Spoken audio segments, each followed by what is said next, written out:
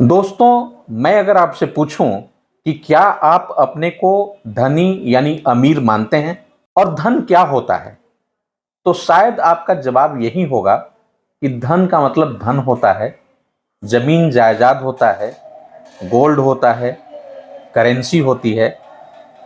लेकिन अगर आप मुझसे पूछेंगे तो मेरा एक ही जवाब होगा और वो है आपका अच्छा स्वास्थ्य।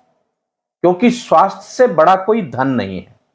कहा भी जाता है कि health is wealth, money is nothing. बहुत सारे धनी लोग हैं मगर स्वस्थ नहीं हैं। जो इच्छा करती है वो खा नहीं पाते, जैसे चाहते हैं वैसे रह नहीं पाते और तरह तरह की परेशानियां उनके सामने खड़ी रहती। अगर आप स्वस्थ रहना चाहते हैं तो उसके लिए आपको सबसे जो जरूरी चीज है, रोग से लड़ने की क्षमता, जिसे हम इम्यूनिटी पावर कहते हैं, उस सुरक्षा प्रणाली को आपको मजबूत रखना पड़ेगा। दोस्तों, मैं डॉक्टर अरविंद श्रीवास्तव, होम्योपैथिक विशेषज्ञ मऊ से आपके सेहत का दोस्त अपने चैनल में स्वागत एवं अभिनंदन करता हूं।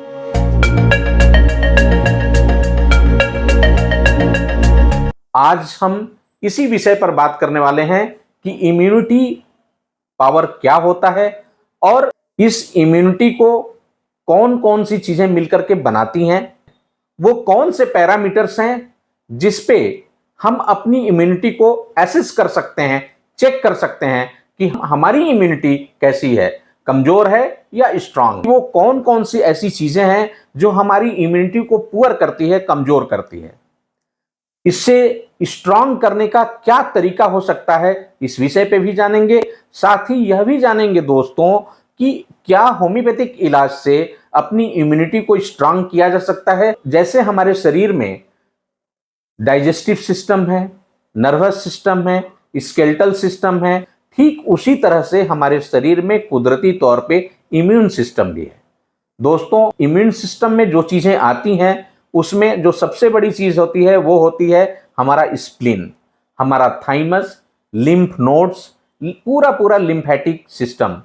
जितने भी एंटीजेंस हैं ये सारे के सारे उसमें आते हैं और ये सारा का सारा मिलकर के इम्यून सिस्टम बनाता है जो हमें सुरक्षित रखने का काम करता है। यह हमारी जो इम्यूनिटी है हमें दो तरीके से सुरक्षा प्रदान करती है। एक तो यह कि जितने भी एबनॉक्सियस एजेंट्स हैं, चाहे वो कोई भी माइक्रो ऑर्गेनिज्म हो, बैक्टीरिया हो, वायरस हो, फंगस हो, जो हमारे शरीर में प्रवेश कर हमें बीमार कर सकती हैं, जैसे ही हमारे शरीर से टकराती है, हमारे शरीर में प्रवेश करने की कोशिश करती है, वैसे ही ये हमारे जो इम्यून सिस्टम में जो चेक पोस्ट, लिम्फ नोड्स हैं, ये सारे के सारे मिल करके उसे पहले ट्रेस करते हैं और ट्रेस करने के बाद उसको कैच करते हैं। इसके बाद उसको फाइट करते हैं और फाइट करके उसको किल करते हैं और किल करके फिर उसको शरीर से बाहर कर देते हैं।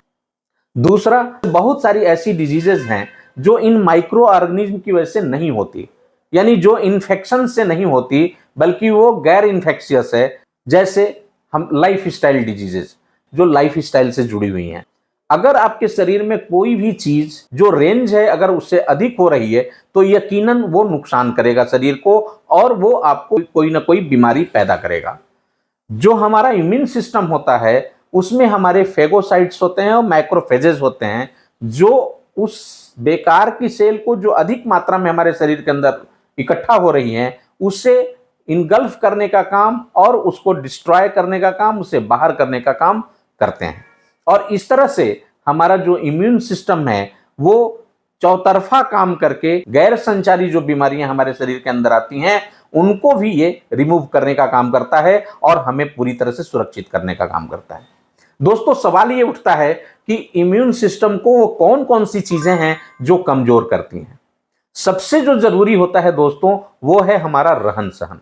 अगर हम समय से सोते नहीं, समय से जगते नहीं, पर्याप्त मात्रा में अगर नींद नहीं लेते, अनिद्रा के शिकार हैं, अगर हम कोई फिजिकल वर्क नहीं करते, कोई वर्कआउट नहीं करते और कभी भी शरीर से पसीना बाहर नहीं होता, तो निश्चित रूप से हमारी इम्यूनिटी धीरे धीरे करके कमजोर हो जाएगी। अगर हम बहुत ज्यादा junk food, fast food, processed food या तली भुनी चीजों का सेवन करते हैं या बहुत ज्यादा अगर हम मैदे से बनी हुई चीजों का इस्तेमाल करते हैं, सॉफ्ट ड्रिंक जैसे cold drink, Coca Cola, pastries, ice cream, अगर इन सब चीज़ों का अगर हम बहुत ज़्यादा मात्रा में इस्तेमाल करते हैं तो निश्चित रूप से हमारी इम्यूनिटी धीरे धीरे करके कमज़ोर हो सकती है। इसके साथ साथ दोस्तों, अगर आपको कोई इस तरह की आदत है स्मोकिंग की, अल्कोहल अगर आप लेते हैं, या किसी भी तरह का कोई भी ड्रग एडिक्शन है, अगर आप सुर्ती भी अगर ले रहे हैं, तो यकीन मानिए आपकी इम्यूनिटी धीरे धीरे कमज़ोर हो रही है।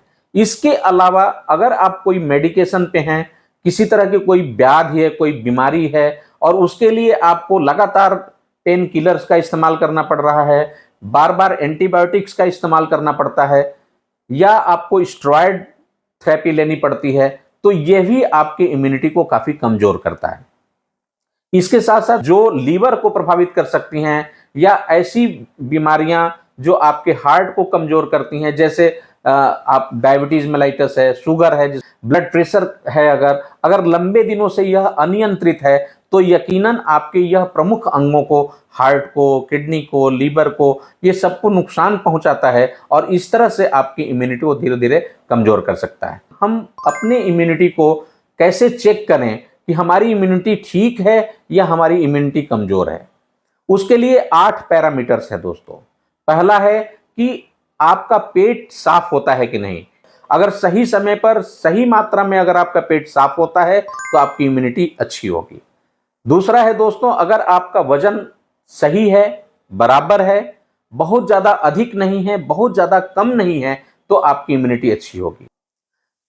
त्वचा आपकी साफ सुथरी है कि नहीं। अगर आपकी त्वचा साफ सुथरी नहीं है, दाग धब्बे, इरप्शंस, या त्वचा पे कई तरह की बीमारियां अगर है, तो आपकी इम्यूनिटी कमज़ोर होगी। या आप अपनी त्वचा को साफ सुथरा अगर नहीं रखते हैं, तो आपकी इम्यूनिटी धीरे धीरे करके कमज़ोर होगी।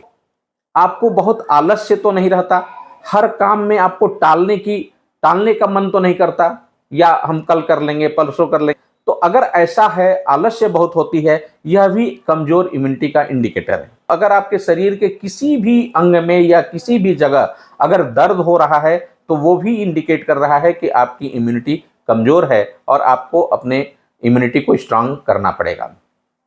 अगर आपको नींद ठीक से नहीं आती, प्रॉपर तरीके से नींद नहीं आती, आपका नींद बहुत ही छिछला है या बार बार टूटता रहता है, डीप स्लीप नहीं आता, 6 घंटे से 7 घंटे तक अच्छी नींद नहीं आती, तो निश्चित रूप से यह आपकी इम्यूनिटी को धीरे धीरे कमज़ोर करेगा।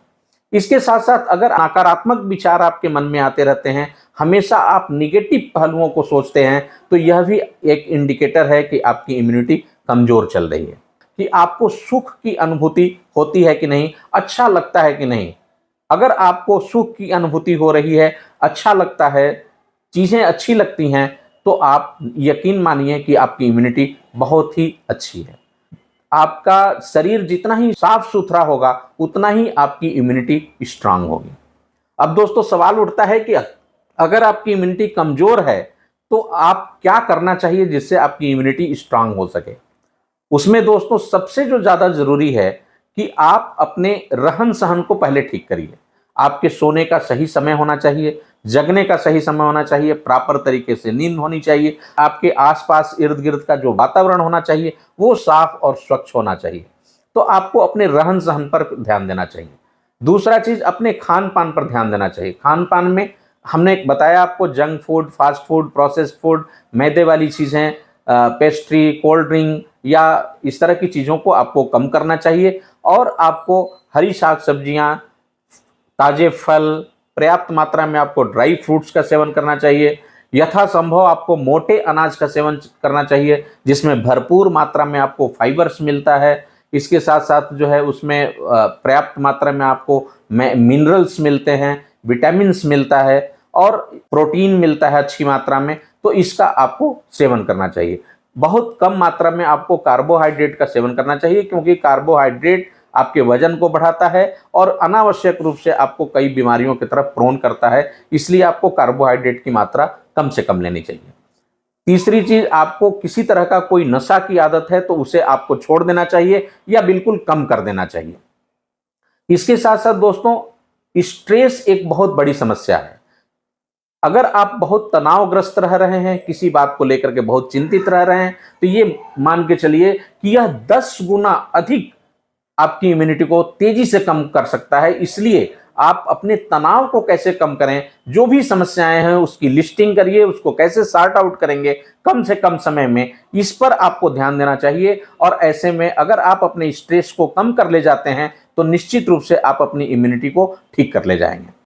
इसके साथ साथ दोस्तों, आपको अपने वजन को नियंत्रित करना होगा। अगर कोई बीमारी पहले से है ऑलरेडी, तो उसको कैसे आप नियंत्रित रखेंगे, इस पर आपको ध्यान देना होगा। और साथ साथ आपको पानी पर्याप्त मात्रा में पीना चाहिए, जिससे आपकी बॉडी रिहाइड्रेट होती रहे, तो आपकी इम्यूनिटी अच्छी होगी। इन सारे विषयों को अगर आप ध्यान देंगे तो निश्चित रूप से आपकी इम्यूनिटी काफी स्ट्रांग होगी और कोई भी बीमारी आप तक नहीं पहुंचेगी। सारा केयर करने के बाद भी अगर कोई बीमारी आपको आ जाती है तो सबसे बेहतर होगा होम्योपैथिक इलाज।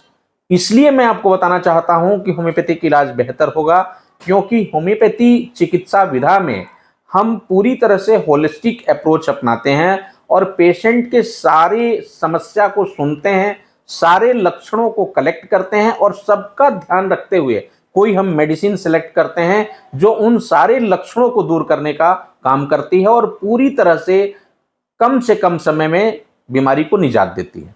और सबसे बड़ी बात यह है कि न तो यह किसी तरह का कोई साइड इफेक्ट डालती है और न तो आपकी इम्यूनिटी को कमजोर करती है। इसलिए दोस्तों होम्योपैथी ज्यादा बेहतर होगा। यही नहीं दोस्तों, जो बीमारी अभी वर्तमान में है उसे तो यह दूर करती ही है, साथ साथ आपको इतना ठीक कर देती है कि भविष्य में भी आने वाली कई बीमारियां आपके पास नहीं पहुंचेंगी। तो इस तरह से यह आपकी इम्यूनिटी को स्ट्रांग रखते हुए, मजबूत बनाते हुए आपको सुरक्षित करती है और आपको स्वस्थ करती है। दोस्तों, मुझे पूरा यकीन है कि यह वीडियो आपके जरूर काम का होगा और जरूर आपके लिए ज्ञानवर्धक होगा और निश्चित रूप से आप अपनी इम्यूनिटी को ठीक रखने में और अपने को निरोगी रखने में कामयाब होंगे। अगर आपको यह वीडियो पसंद आया तो जरूर लाइक करें, कमेंट करें, कोई क्वेरी हो उसको भी लिखें, हम कोशिश करेंगे उसका जवाब देने का, और ज़्यादा से ज़्यादा दोस्तों मित्रों तक पहुंचाएं। और एक सबसे बड़ी ज़रूरी बात दोस्तों, अगर आपने अभी तक मेरे चैनल को सब्सक्राइब नहीं किया है तो ज़रूर सब्सक्राइब कर लें, ताकि आपको उपयोगी वीडियोज़ समय से मिलता रहे। आप अपना बहुत बहुत ख्याल रखें। नमस्कार दोस्तों।